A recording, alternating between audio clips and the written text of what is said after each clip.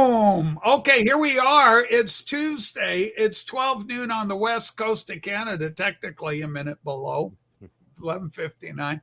But it always seems we run a little bit over. There's so much going on in today's news. Today's title is something about Shifty Adam Schiff. Trump's got him in his in the crosshairs, got him in sight. Did you see the post on X platform? It's been a lot of people are reposting it. Originally posted, originally truthed on Truth Social, and now it's made its way over. So, Susie, with your help, let's do Shifty Adam Schiff. It's simply called Adam Schiff. We'll start off there. Good. Okay. This is new news for me if there's something new about him. So, yeah, Israel is the problem. This is a Lakudnik takeover of our current government happening as we speak. I don't believe so. I think you're making Israel out to be some sort of boogeyman. My favorite number 17, Gorilla, said Israel will save Israel for last. So why don't you put it back in the back of the bus and do what I'm doing and save Israel for last, right? Save Israel for last. Anyway, welcome aboard, everybody. Here's the post. And this is all over. Everybody's talking about it. I could choose anyone. I got Elizabeth Helgalen. She writes, President Trump on Adam Schiff. I have always suspected Shifty Adam Schiff. Notice the spelling. And you can do a deep dive. And if you want to play a rabbit hole, look up Adam, Schiff.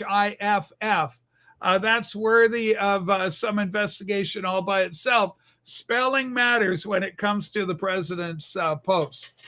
Anyway, I always suspected Shifty Adam Schiff was a scam artist, and now I learned the Fannie Mae's Financial Crimes Division have concluded that Adam Schiff was engaged in a sustained pattern of possible mortgage fraud.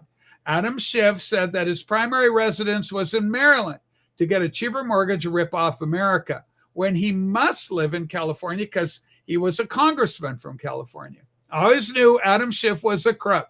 The fraud began with the refinance of his Maryland property on February 6, 2009, and continued through multiple transactions until the Maryland property was correctly designated a second home October 13, 2020. Mortgage fraud is very serious, and crooked Adam Schiff, now a senator, needs to be brought to justice. So it's got 1,339 retweets. There's old Shifty Shift. I got him. He's bug-eyed. He's got that look. Him and all these nutty lefties. You were talking about this. He's got that eye. I don't want to say it's the spirit you were talking, but he's got that wacky, wide-eyed nut look.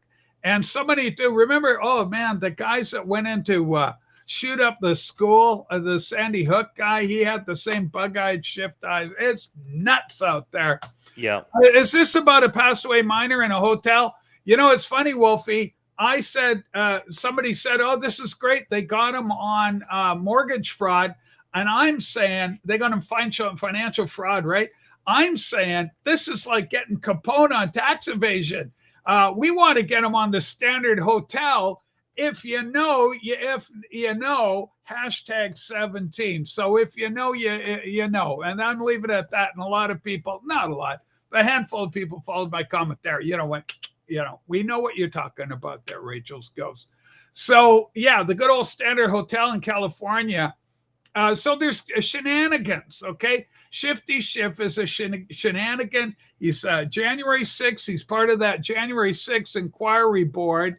Those fuckers are in trouble. The auto pens are on fire. We discussed at length. If you're interested in the auto pen, we discussed that at length yesterday. Blake, thoughts on Adam Schiff? Do you know much about this guy? Do you know what some of the theories are about him? And do you know kind of why this may be a thing? And what's Trump doing by shining the light on him? Well, he has a long history of playing as a hatchet man for the DNC. I mean, he's done so much work to destroy people's reputations. That's his job. Yeah. He creates stories. He's all part of the inner core group that have created everything from the Russia gate. He's all tied into all that stuff. Russia. I think he's one of the guys that he was a guy who helped hire that lawyer from L.A. that was representing what's her name, the the pornographic girl that was accusing Trump, and I can't remember his name. And they thought the media started making that guy into some hero. Stormy Daniels' lawyer, the guy that hold on, that's Avenatti. That's Avenatti, Michael Avenatti. Yeah. And it was Schiff that was parading Avenatti out as like this new hero for CNN. CNN had him there. He was going, is this our next president? Now currently residing in some sort of facility. President, in prison. But he was a Schiff guy, right? It was all part of the Schiff crowd of rollout of one ridiculous story after another and false allegations in his entire group of people that basically make false allegations about people, drum up stories, just like that whole Michael Avenatti story. And that's him. That's his entire history. But just shows he's a shady character, and that's the problem. He's corrupt. There's no doubt about it. And this stuff just shows, like, if this comes out to be evidentially true and he gets charged for it, then if he's committed a financial crime, good, throw the book at him. Yeah, he's a career liar. He's slandering Trump left, right, and center constantly. That's all he's done.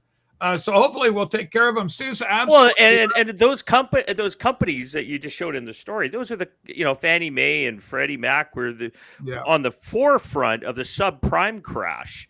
So right in the heart of that, he's taking advantage of it. Yeah, he was involved with some skullduggery down at the Standard Hotel. There was a guy, I want to say Buck was his name. He was a big Hillary Clinton donor, high-ranking Democrat. He was arrested for, the usual nonsense with children.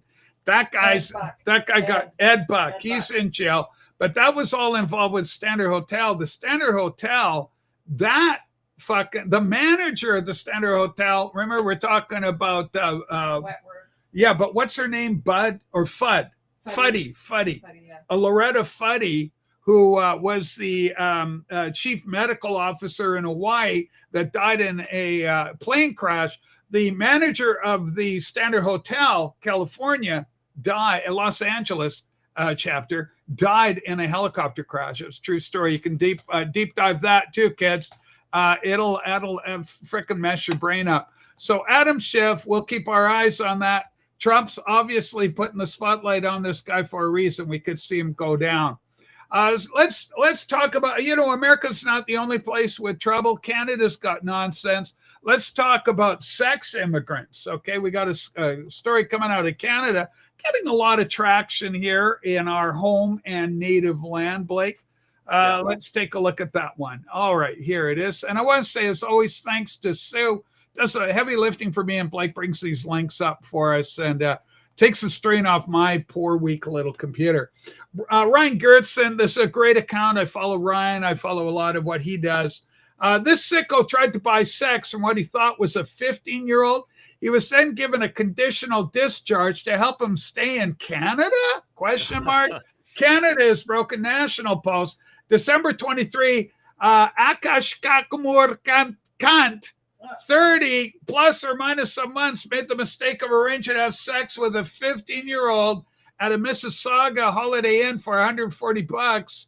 Only when he got there, the 15-year-old turned out to be a cop. He's arrested at the hotel, $140 cash on hand, subsequently ended up in court. But he won't receive a criminal record for his actions, in part because of his, quote, immigration status. Blake, take it away. I think that, it speaks for itself. What the actual fuck? Go ahead. Well, this is right up into it, even though it's in Canada, but this is right up the story that Tommy Robinson covers in the UK. It's the same thing. There's this problem with newcomers that apparently seem to get special treatment, two-tier justice system, all the protections in the world. And yet, if had it been a local indigenous Canadian born and raised here, it would have been a whole different story. And I think that's the problem. It's just, we've got this, I don't know, what do you describe it? It is literally a transvaluation of our society.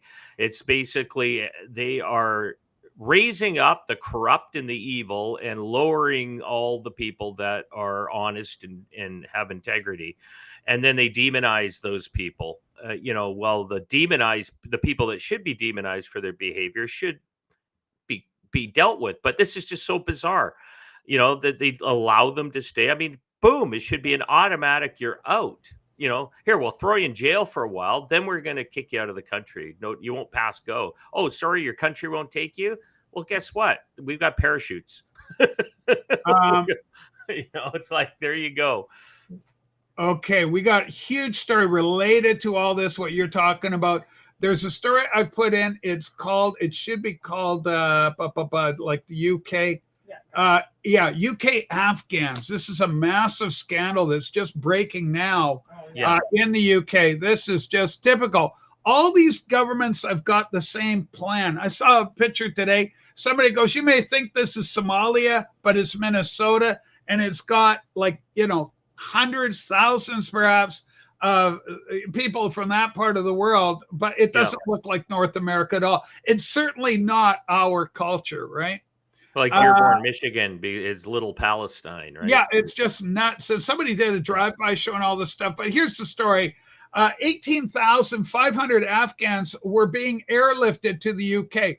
The government tried to hide it, but it's just been leaked, quote, leaked. The UK government had a super injunction in place. This has now been lifted after 23 months of legal battling. $7 billion operation at taxpayers' expense to resettle Afghans in the UK, the secret airlift. So the lid is blowing off this thing. This is just absolutely astounding. Again, the government, because they know the pushback would be horrendous. England's a small place at the end of the day. Where the hell are they going to put these people? Same problem as in America with the undocumented types coming in. Trump taking care of business, shutting down the border, getting controlled immigration. Canada, the same problem. We have, it's out of control. What do we have? 800,000 newcomers? Oh, no. I think we're pushing, because it changes every week. We're pushing 900,000 since January 1st. Okay. And apparently, like, this story is also tied to a legal action within the EU claiming that these countries must, by law, take these people in. So this wasn't some kind of, generosity thing, but this is the bureaucratic globalist EU pushing their agenda on all these countries, saying you have to take them. Like, hold on a minute. So what's that tied to? It must be some kind of financial incentive.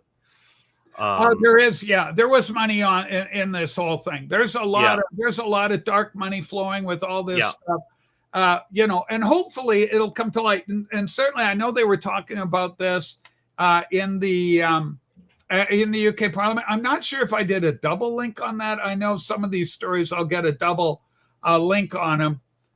With the UK. Was there two stories there or just the one link? There is another one. Sky News. So right after it goes UK Afghans, below that, you'll see another URL that I've got on this same story. So Sky News reporting on it as well. I thought it was worth discussing or piling on to reinforce the point.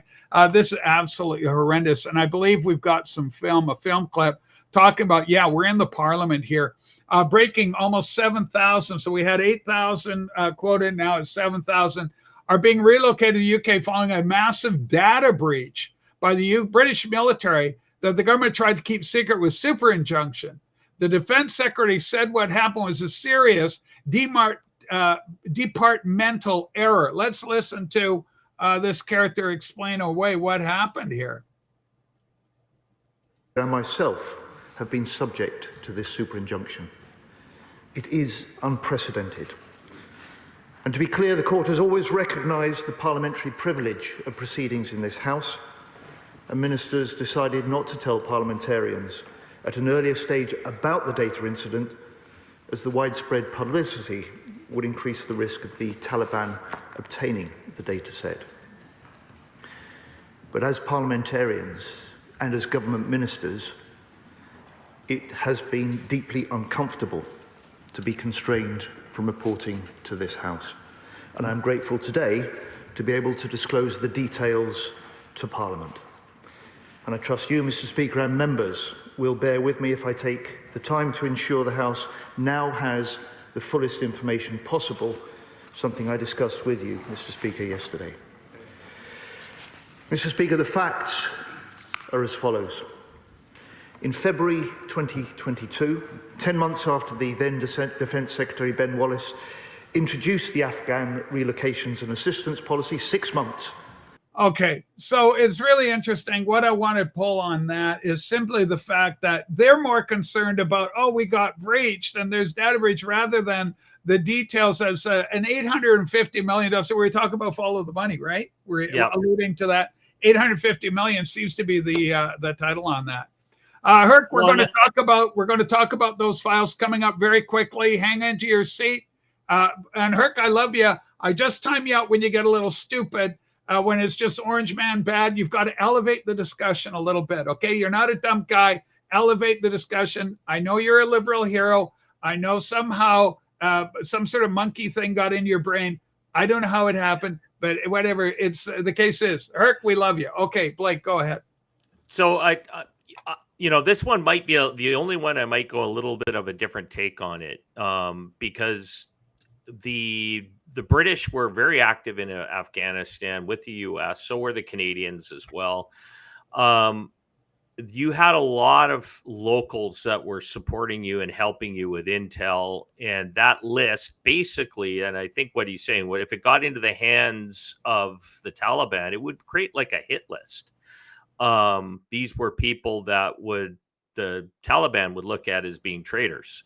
So very similar to what happened in the fall of Saigon, right? And you saw the massive helicopters leaving to get people to ships. Yeah, I remember Vietnamese people. Yeah, exactly, leaving. I mean, it was just chaos, and you had a lot of people that were supporters helping you while you're there. Now going, hey, what about me? They're trying to get out of the country because they are truly going to be on a hit list. They were going to be murdered for their support of the Western powers that were in Afghanistan, very similar to Vietnam. So I'm going to probably look at this with that similar viewpoint that these people were informants, supporters in some form or another that would have been targeted if they had stayed in Afghanistan. So they had to leave, or else they were going to get killed. Yeah. So. And that's probably, I'm assuming without reading any of the information, but because of how literally Afghanistan fell almost like the fall of Saigon, so bad that how many billions of dollars of military equipment was left there. But once the operation is over, didn't it behoove the government to go, hey, we're going to come clean because we were saving lives, just what the rationale you're providing? Couldn't the British people handle that and go, oh, I get it. These people were patriots, helping the British flag, fighting against the Taliban, fighting against radical Islam. And so, and I just love saying it like that, Islam. But, okay, so we got that. So that's a really good point, Blake. But like I say, I still think they. I know. I mean, it's been a year. It's been 3 years since that whole thing. Yeah, I mean, don't our Western governments have some, I was mentioning 2022, it's 2025 now, right? We're halfway through. Okay, let's talk about Epstein. I got a couple of Epstein links. One I want to do is called Alan Dershowitz. Alan Dershowitz lent his opinion on this. I thought it was worth watching. We'll listen to Alan Dershowitz, and then following him, Bill O'Reilly was on. The old CNN guy. Forget his name offhand, but we'll play it both. Okay, and there's a clip here. I'll read the line. Alan Dershowitz says it's not the Trump admin that's hiding Epstein info. It's the judges. Many things that are being suppressed by 2 judges in Manhattan. The judges have issued orders, which is why I can't disclose things I'd love to disclose. Pam Bondi and the Justice Department, Donald Trump, are not responsible for that. I don't know of any information that they could disclose that they haven't disclosed. I think it's important to place the blame where the blame deserves to be placed. Okay, let's go ahead. He's with the old, what's his name from CNN there? Como, yeah. Chris. Is the government hiding a client list or anything that the Trump administration could release tonight? No, there is no client list. There never has been a client list. A client list suggests that Jeffrey Epstein made a list of people to whom he trafficked women. What there is a redacted FBI affidavit from accusers. There are several of them from accusers that accuse that accuse various people of having improper sex. And that has been redacted. The names of the people accused have been blacked out. Now, of course, because I was the lawyer and I did all the investigations, I know who all these people are. I could figure out, based on everything that I saw, who Mr. X is, Mr. Y is, and Mr. Z. I can tell you right now, none of them are public figures who are currently in office. Some of them were previously in office. Some of them are dead. But there is no client list. And the redactions could be undone if you go to court. So many of the things that are being suppressed by 2 judges in Manhattan. And they're doing it largely to protect the alleged accusers who are, in the view of the judges, victims, even though we don't know what their actual status is. But the judges have issued orders, which is why I can't disclose things I'd love to disclose, saying that you can't disclose this information. But Pam Bondi and the Justice Department and Donald Trump are not responsible for that. I don't know of any information that they could disclose that they haven't disclosed. Now, maybe there is some, but I'm simply not aware of it. And so I think it's important to place the blame where the blame deserves to be placed.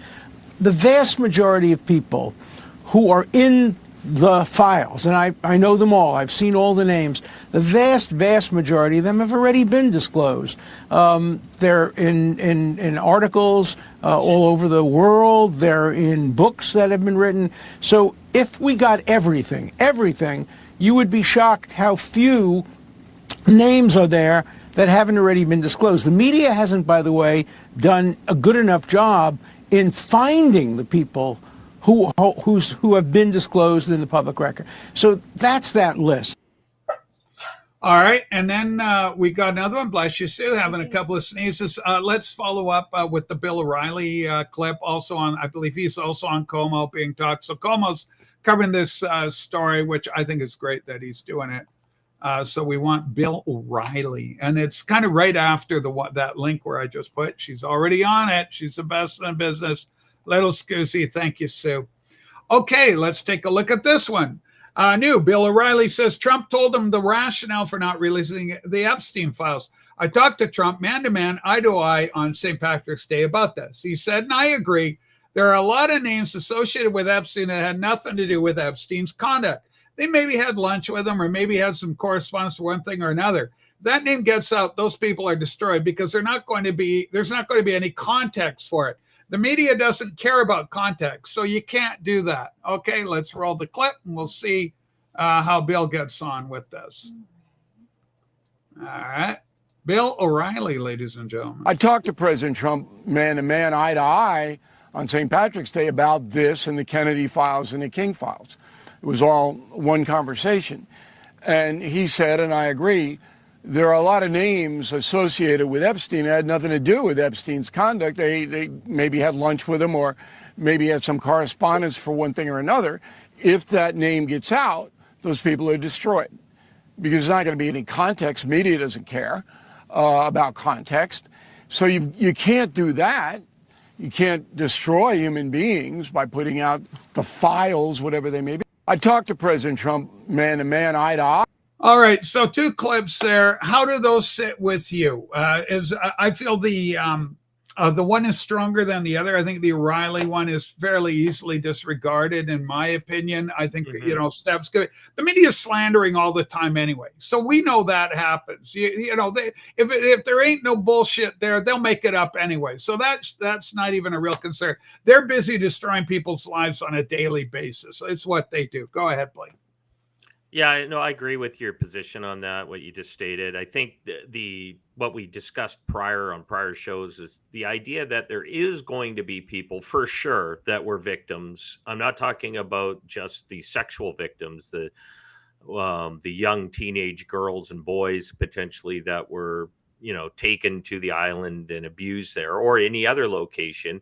We already know Maxwell's in prison for that. So Correct. I think what's going to be important now with Trump announcing that he would like to see a special prosecutor brought in to make this more, public.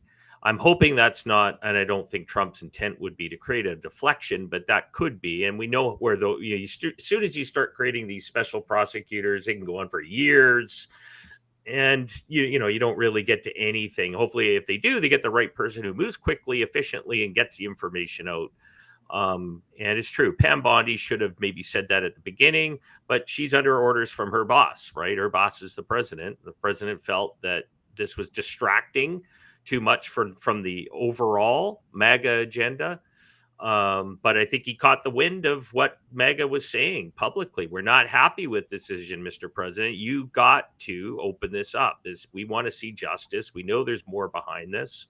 So it's got to come out of the forefront and start going through the list and start figuring out who are the perps and who are the victims, and then bring the perps out and prosecute them. And I what think about the idea? What about the idea of protecting the victims? Now, some of them are adult.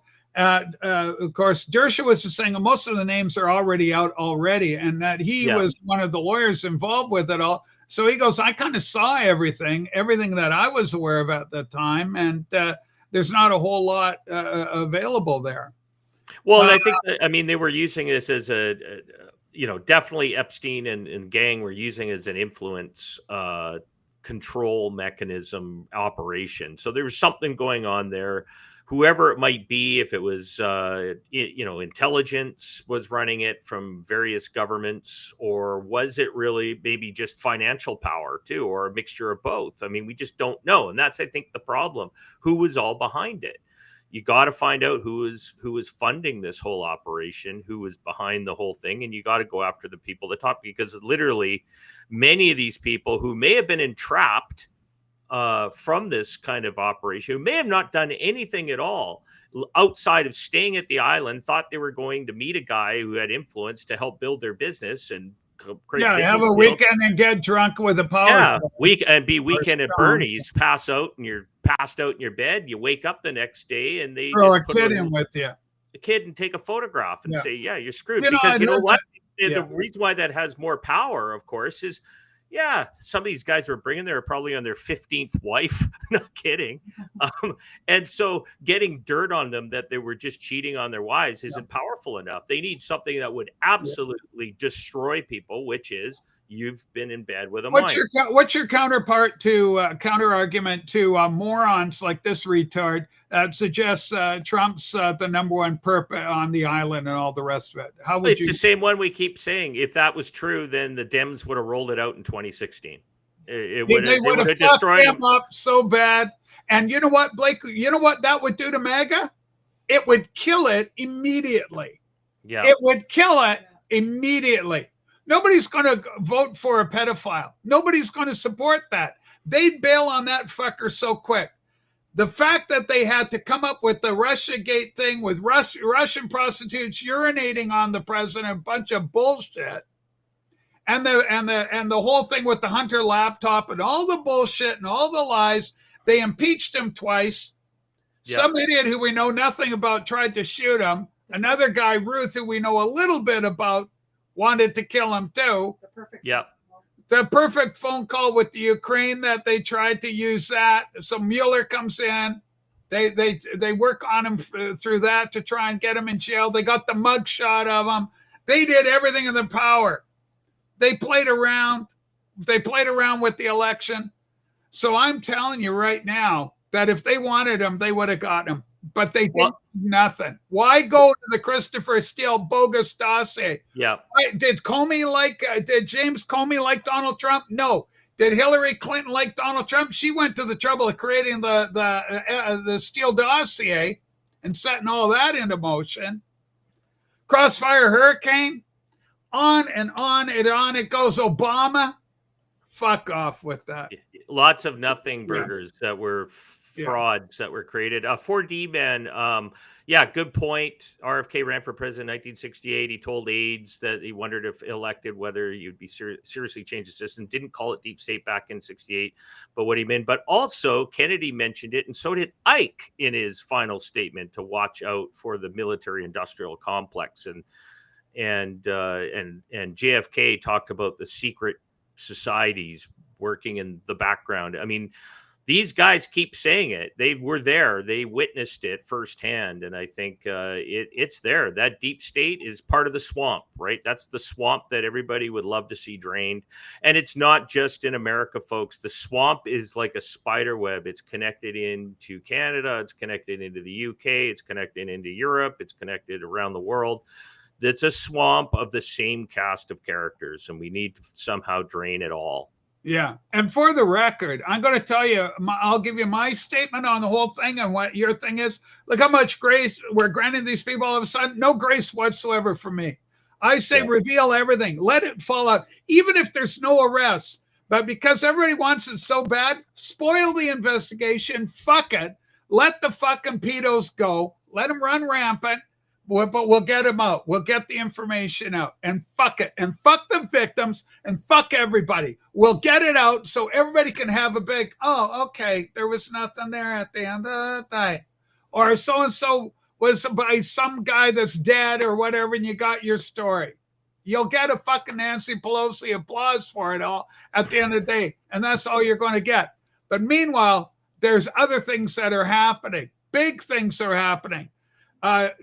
Kash Patel is starting an investigation, and the way they've started the investigation to frame it is to bypass the 5-year limitations of legal prosecution. So he's getting around the legal limitation, where it runs out, right? Statute of limitations. Thank you, Blake. The statute of limitations. He's framing it into a conspiracy that has no time frame on it. So crimes that would normally be time fused on statute of limitations no longer apply. Names that are being bantered around are Barack Obama, James Clapper, John Brennan, James Comey, Christopher Wray, name after name after name. Hillary Clinton, of course, a massive possibly decades-long effort to defame and to create conspiracy to destroy the current president of the United States. So, and I would argue to destroy the Constitution of the United States. Really, it had nothing to do with Trump. They went after Trump, but really to usurp the power of the Constitution. And essentially, the neo-Confederates is what they are.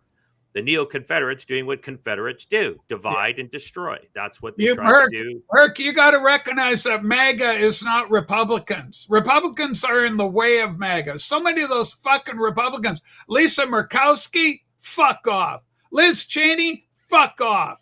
So many of them. Have no patience for any of them, Herc. So a lot of them. Adam Kissinger, that fucker, come on, go give me a break. Holy smokes.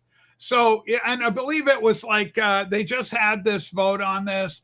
I haven't seen the breakdown on who voted what, whether it was every single Republican. I heard something that was like 7 Republicans. Everybody wanted them named and shamed. I heard there was an interview with Mike. Can you look up Mike, what's his name? Johnson, the Speaker of the House. He's being interviewed. He said, I have no problem with it. Personally, I say, let's get it all out there. Let it all hang out. So you can go Mike Johnson, Epstein list, and it should get you a clip for it. So anyway, that's all rolling. We got Adam Schiff and the crosshairs. There is a lot happening, and a lot of it in a very good way. The economy, they just got the June numbers in. For the inflation rate, it's a lot lower than it was anticipated as being.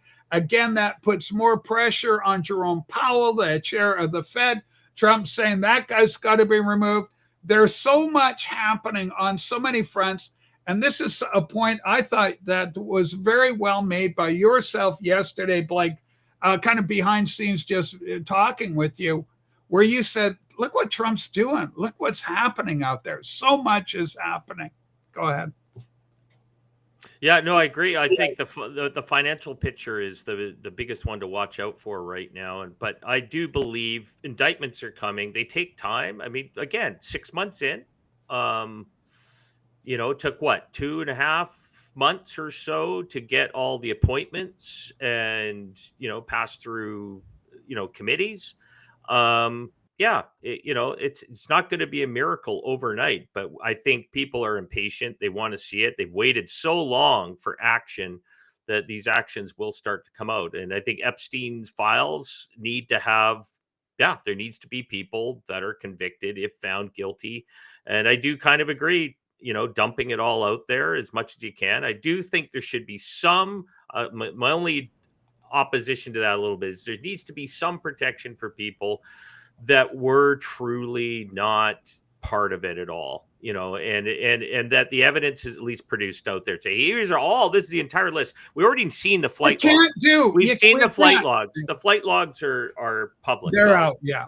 And but what I'm trying to say, many times Billy Clinton flew there to go and hang out. You got fucking Trump derangement syndrome motherfuckers like this idiot Herkmer. And you got guys like that. Do you think a partial release is going to satisfy that monkey? Well, they don't care about it. They don't care because they were the ones protecting it under Biden. So it doesn't really matter. They just are all like, oh, now it's Trump. It's all his fault. No, it wasn't. Well, therein lies the TDS. And what I'm trying to say is you've got to get it all out or these idiots aren't going to be satisfied. So I say release it all. Yeah. Sure. Why not? Let's blow it all up. Okay. Have you had any success with John Solomon? Well, there's one majority don't believe FBI report. Okay. Let me try myself here. NATO. My computer's really acting up lately with this today, but let me go. John Solomon, and Kash Patel will be my things. Kash Patel. Okay. This should come up with it. Yeah. Okay. Kash Patel apparently needs President Trump declassify a couple of tranches of evidence. Provides an update. Massive news he broke over the weekend. FBI is investigating a grand conspiracy against the Russiagate hoaxsters. So that's one of the clips. Kash, following the money trail. Who is funding the riots? But it's a big one. Okay. Budget I said Kash isn't going anywhere. Yeah. But the big one is, okay, I'm going to do this one.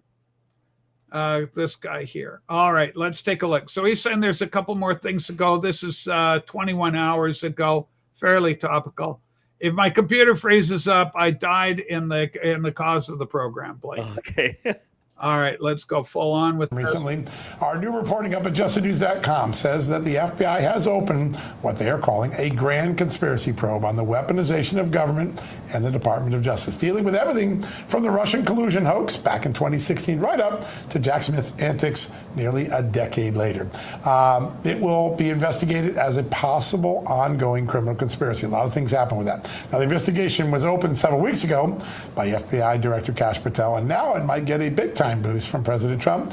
They need him to declassify tranches of evidence that could signal how the 2016 Russia collusion conspiracy started. We're going to try to see if we can get President Trump on the show tomorrow night. We'll keep you posted on it. Now, remember Hillary Clinton's classified email server? That's what the first piece of evidence is related to, a classified annex to the Inspector General's probe of the Clinton email server.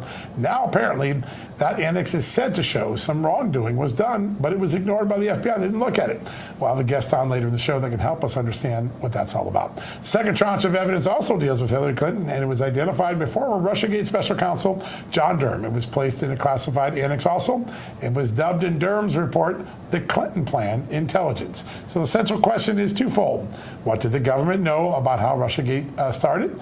And when did they know it? Because if they knew it wasn't credible, that Hillary Clinton was behind it and it was just a dirty trick, and they started to investigate it anyways, it's going to be a big problem, a big part of that conspiracy. The ball is now in Attorney General Pam Bondi's court. She can decide to appoint a special prosecutor on this, and if she does and treats it like an ongoing conspiracy, the statute of limitation for old crimes goes away, and she can impanel a grand jury in a place like Florida, not District of Columbia.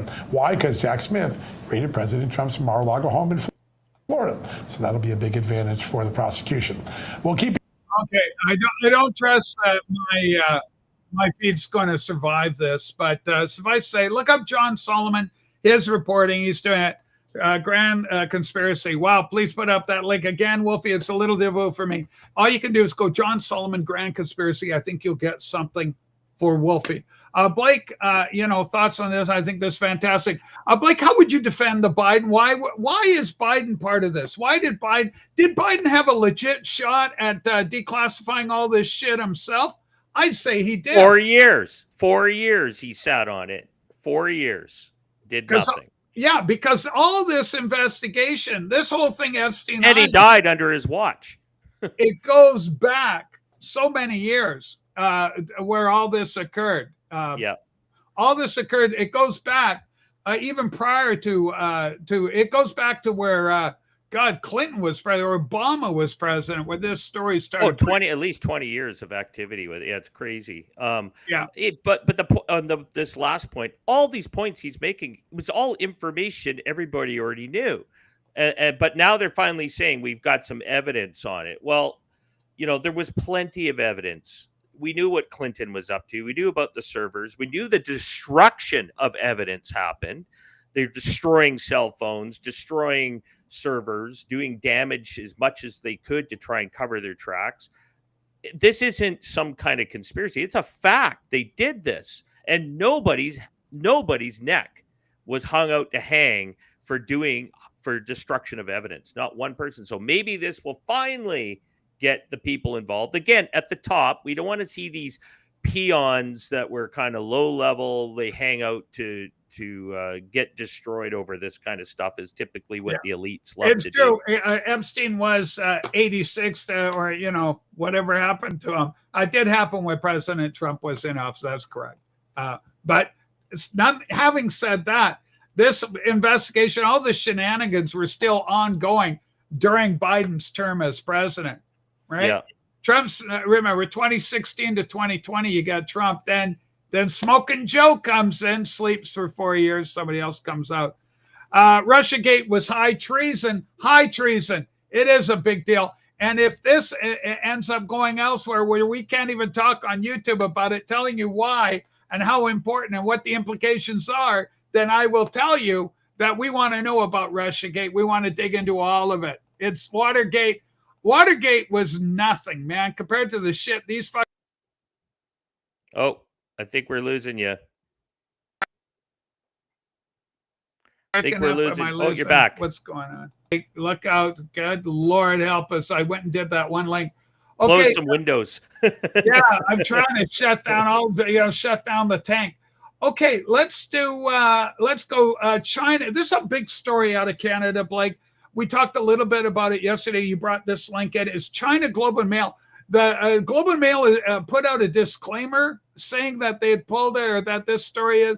Let's go with Glob Mail China. Let's see what we got there.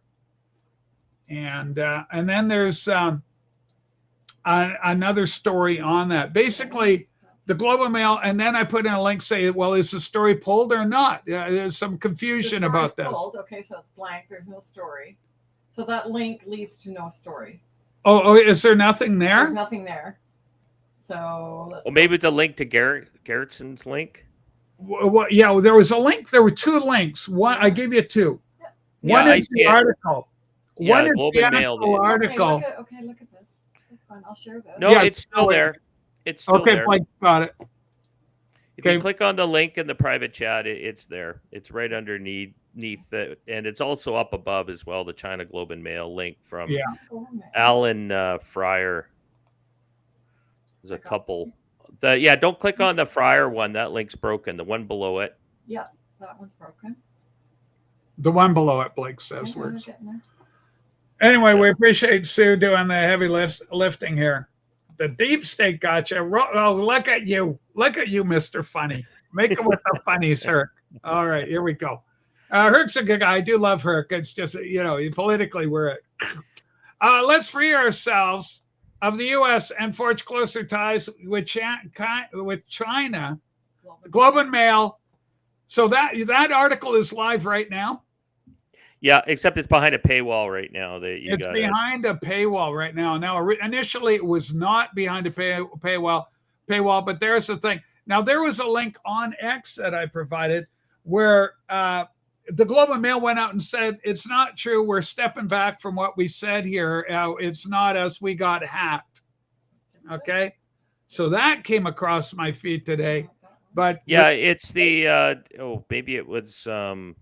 Yeah, Blake clearly saw the same thing. Yeah, I don't see it in your list there. Yeah. Andy Lee, you have a link to her point on it, which is really good. Here, check this one. Okay, Sue's got one, so we'll go with her. Boy, this hour goes by so quick, Blake, when we do this show. Yeah. It really does. Okay, let's take a look here. Andy Lee, the Globe is the Century Initiative's official media partner. It's run by Mark Carney's advisor, Mark Weissman. It's partially funded by Power Corp, run by Carney's top donors, who also lead Canada-China Business Council. Foreign interference is alive and well. And so what they're saying here, this isn't the Globe just stepping back. This is in response to that thing. Yeah. I get that. Yeah. So all that tells you is that the Globe and Mail and the guy who wrote the fucking article is a commie bastard, making money with the Chinese, meeting with the Chinese, having fun with the commies. But what happened is later, and I don't have the link, I apologize for it, I just don't have the capability right now. The Globe and Mail put out a post today saying, we didn't do that article. We got hacked. It ain't us. Okay. They're blaming it as a hack? They said it was hacked. They were hacked because they didn't like it. So that post came out, but they haven't pulled the story. So very confusing, mixed. Well, the story itself, if you read it, it says it's an opinion piece. So yes, it's like essentially somebody who doesn't work for the Globe, but they've accepted it, which says to me it is a planted story because they're surrogates of the ruling liberal regime, and have planted that story to build up. They thought could create sympathy towards that idea.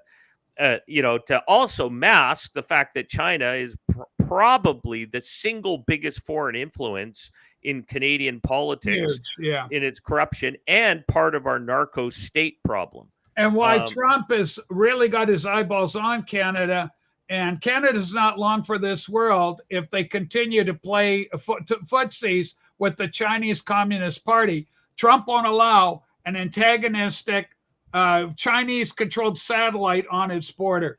Okay, let's go. Click on that link I put then on that one, because that follows up the. Yeah, sure. Go ahead. Okay, go through this one. So we got this one. So the Globe Mail is claiming it was hacked. Let's free ourselves of the U.S. and forge closer ties with China post from an official account. Immediate release, Toronto, Ontario, July 15th. The Globe and Mail's become aware an unauthorized opinion piece titled Let's Free Ourselves. Just drop the link. We don't have time. Time is coming short. Let that kids read that on their own. How did they get an unauthorized article in it's their paper? It's nuts. They're full of crap. They're full of crap. They got busted. The other one would be, to follow up that one, was the first link I put in there from Sam Cooper, and I just titled it Canada, the Narco State. Which is a great story to follow exactly why we're in this problem in Canada. Okay, let's throw in a narco state for fun. Right there and I'll take that one down. All right. So anyway, it's just, the madness continues. There's so many stories every day. We only get an hour here, folks, to do what we do. We could be here 2 hours every day easily. It's just crazy. Okay, ladies and gentlemen, this is a story Blake brought to our attention. So we appreciate Blake's efforts on our behalf. DEA Bus, Canada's Canadian narco, whose Chinese supplier promised to ship 100 kilos of fentanyl. What? I thought there were no fentanyl up here. Per month from Vancouver to LA. What? This isn't. The Canadian government said this isn't happening. There's Blake's response. Oh, I love this response. Make this kid big. Who is this guy? Who is this? Give this thing a like. Put a little love heart on that Blake McKenzie guy. Yeah, that's what I want. Put a little love heart. All right, and I'd retweet that. That's worth a retweet. I'd click on that too. But if you click on the link in Sam's link there, because that's critical. Well, we'll do that, but I want to do you here first. No one in the federal, Liberal, or provincial or BC NDP government has taken this seriously. The RCMP is more concerned about targeting traditional values, right? Remember we had that idiot, the bisexual, whatever the hell it was. Canadians stopping cartels allied with hostile foreign governments who have converted Vancouver into Bogota North, right? Colombia. All right, I guess make the thing big. I guess. Or click on the link that he's put there. And it'll roll you out. The story. Click on the story. Yeah, down. Yeah. I guess that'll do it, won't it? Or down. Click on the black line. The black line. Where it says DEA Bus. DEA, click there. Right there. All right, here we go. We're going on a little voyage. So now it should open up in a new window for you, or a new tab. And then share this tab instead. Go that now. Sorry. Then go share this tab. There it is. There's the story. So okay, Blake, later talk us through it. So basically, the title's the same as the other one. So this sort of completely debunks the Canadian story that there's just a fraction of fentanyl, minor amounts coming across the border. But this just shows that Vancouver's become a major port city for the delivery of fentanyl. But if you open up that story, I can't read it. It's a little small. But it basically says in there that, you can X that out. Yeah. A senior Indo-Canadian gangster with an ultra-violent British Columbia-based fentanyl trafficking gang with ties to Latin cartels, Chinese triads, and Hezbollah was taken down in a stunning U.S. government sting that saw, I think, not Canada. Notice Canada's not part of that, yet it's all emanating from Canada. Saw a thick-accented Chinese narco casually promised to an undercover agent at a Vancouver cafe that he could ship 100 kilos of fentanyl precursors per month from Vancouver to Los Angeles using a trucking company fronted by Indo-Canadian associates. The case is detailed in a sprawling DEA probe spanning Turkey, Mexico City, Dubai, Australia, Toronto, Vancouver, Montreal, Hong Kong, and Los Angeles, all captured in a 29-page affidavit with scenes so surreal could rival a Hollywood script, complete with underworld nicknames like Burger, Queen, and Darth Vader. And then if you go through, I mean, it's a good link. Put that link up there. Yeah, let the kids, because for it's a great story. But this is part of the whole China, the Canadian narco state that's happening, flooding North America through another port through Vancouver of fentanyl. Because we know even in 2016, Trump was very aggressive about the deaths of fentanyl, deaths destroying cities. Yeah. Which is fascinating. Reading all the cities it named are very much, I would call, even the Canadian ones would be equal to blue run cities. Everywhere you see a blue run city, you've got those kind of problems, right? It just, sanctuary cities, whatever you want to call them. Sanctuary cities just simply means we're going to allow anything goes. We don't care. Yeah, and exactly. Drug dealers, whatever, you guys got the streets, it's all yours, which is interesting because we live in the heartland of the narco state here in British Columbia. But we have, I don't know if you saw a new article, just came out today in your backyard, where the NDP mayor, Leonard Crogue in Nanaimo, is having to build a wall around your city hall. So you should pull that one up because that's right in your backyard, because there's so many fentanyl addicts, zombies walking around there. For the security of the staff that has a massive fentanyl camp right next to the city hall, they now have to build a wall to keep them out. Yeah, don't zombify my city, Mayor. All right, let's take a look here for some good news. We got some good news amidst all that, but that's a very important story that Blake put out because it directly counters the Canadian government's talking point that there's nothing to see here. We're all good boys and gals. Is saying the tariffs are there because you don't look after your border. Yeah. So apparently Trump is right again. Part of the huge negotiation about the tariffs. Yeah. Well, Carney's already admitted that there's going to be tariffs are unavoidable for Canada. He's already surrendered. It's a complete clusterfuck. All right, ladies and gentlemen, this is fantastic. We got some good news. I don't know. I have some concerns every time I see another female coming into the judiciary. But Senate confirms Whitney Hermendorfer. Congratulations, little Whitney. Trump's first federal judge of his second term. We got a new federal judge, the first of Trump's second term. It was a 46-42 vote, and it replaces an Obama appointee. It's huge. Of course, the excellent account Lives of TikTok. So I don't know how good this gal's going to be. Apparently, she's done some good things.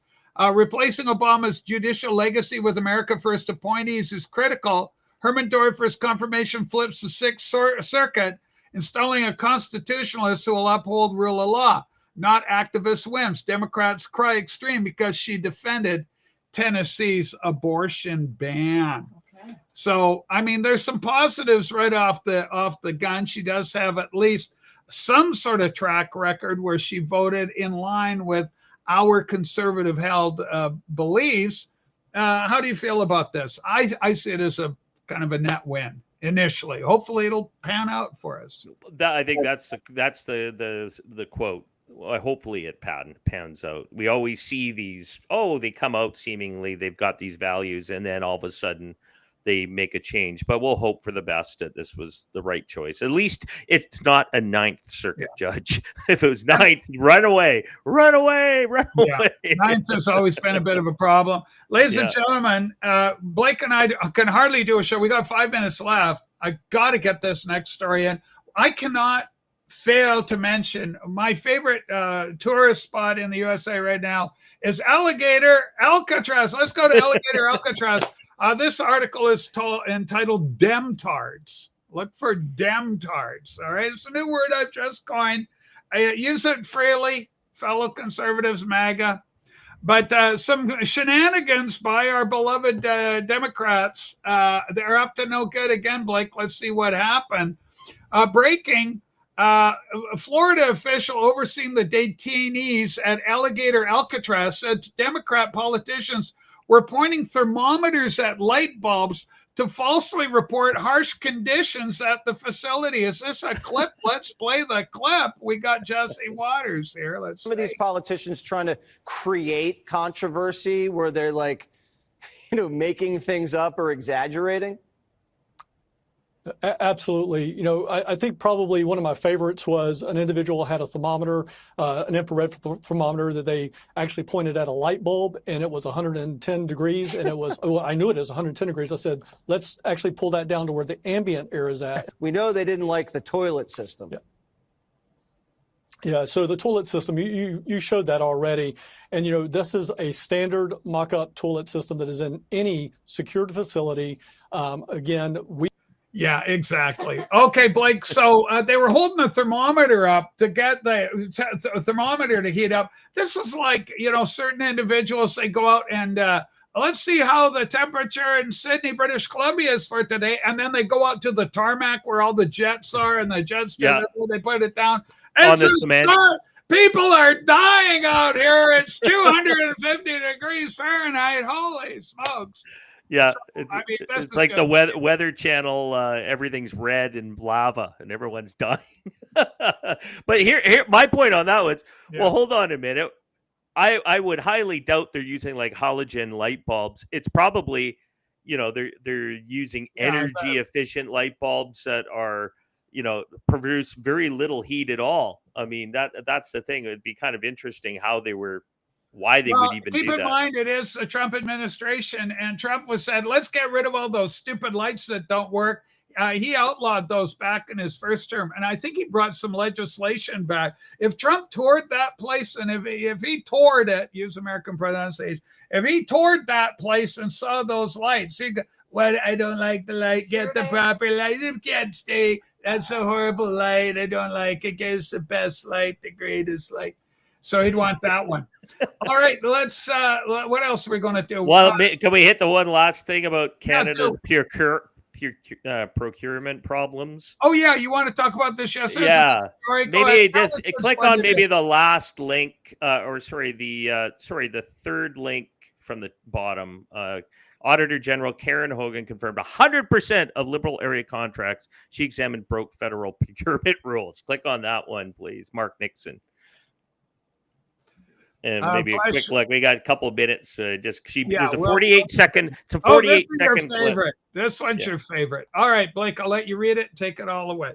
Yeah, so basically, the Auditor General, Karen Hogan, confirmed 100% of Liberal area contracts, these are procurement contracts that they were involved with, she examined broke federal procurement rules. Translation, competitive bidding ignored, paperwork missing, friends and insiders feasting on your tax dollars. Essentially, we're estimating very similar to what needed to be done in Canada is the Doge. But we're looking at, hundreds of millions, if not billions of dollars over a decade disappearing into the pockets of friends and insiders. And it is the worst of corruption. This is stuff that people should go to jail for in Canada, in the government, because that is the worst form of theft. That is theft from the very people who fund it, meaning you and I, the taxpayer. Canada is so grossly... Embezzlement. Yeah, it's so grossly corrupt. In my opinion, there's no saving it other than a miracle from the Lord. And barring that, then if Trump annexes the whole thing and takes it over, because it's just too problematic. The big story concerning Canada today, Carney has finally come out of hiding with a quote, and he says basically Canada's got to prepare itself to be facing some sort of sanction tariff-wise from the United States. There's no getting away from that. That tells me Canada is not willing to pull back on its, and we talked about this protectionism that they've got through the dairy, the dairy system in Canada. They aren't. It doesn't look like he's willing to break that. So, that's because the bureaucratic system makes money off of it. That's the problem. The corruption within supply management and these monopolies, they all have shares in it. The union pension funds have shares in it. All of these guys have a piece of the action. They're trying to hold on something that needs to be broken and for all of Canada. It's not just for American folks. For Canada, we need to save money by not allowing these monopolies to continue to exist. But that's the hill they're willing to die on, because they will feast on their own people like cannibals before they'll actually do something right and change it that benefits all Canadians. Yeah, they almost have to. I mean, it's just nuts. With the kind of pressure has to be on these guys to see any degree of change whatsoever. Ladies and gentlemen, that's going to do it for us today. It's a quick show. It's just an hour. We call it the Political Nooner. By way of reminder, no show tomorrow afternoon as we would normally do. I'm kind of guest starring on another politics-related show, defending President Trump's position on how he's handled the release and the information, or the lack thereof, regarding the Epstein documents. So have some fun. It'll be on a liberal-controlled channel, too, so it'll be fun. But, like Daniel and Lion's Den, right? I have no fear. The Lord is with me. Give us a thumbs up on this program, this episode. And again, we always encourage people to subscribe. Share the video on your social media platforms. Let's get the word out. We love you, Blake. Thanks so much for being here. Friday, we're going to be back on Thursday, and then there'll be no show on Friday because we're heading into Victoria, Blake's part of the world. We got to do some personal stuff and all the rest of it. Okay, ladies and gentlemen, that'll do it for today. Thanks so much. Bye for now. Patrons, I'll be seeing you later. There is a Patreon. You can find it. I think I'll link to it somewhere.